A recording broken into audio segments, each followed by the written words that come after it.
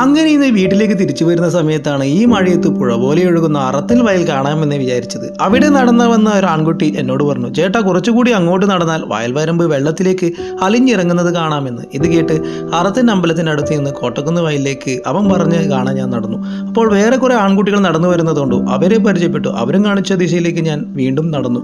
കുറേ ചെറിയ കുട്ടികൾ ആ വരമ്പത്തോടെ സൈക്കിളിൽ വരുന്നത് കണ്ടു. അവരും ആ സ്ഥലം ചൂണ്ടിക്കാണിച്ചു. അങ്ങനെ നടന്ന് ഞാൻ ആ സ്ഥലത്തെത്തി. നമ്മൾ ആലപ്പുഴയിലെ കുട്ടനാട് എത്തിയൊരു ഫീൽ. നടന്നു വരുന്ന വരമ്പ് വെള്ളത്തിലേക്ക് കാണാതെയായ ആ സ്ഥലം വളരെ ഭംഗിയുള്ളതായിരുന്നു. അവിടെ കുറേ പക്ഷികളും കാണാം, ചുറ്റും വെള്ളം, വല്ലാത്തൊരു വൈബ് തന്നെ.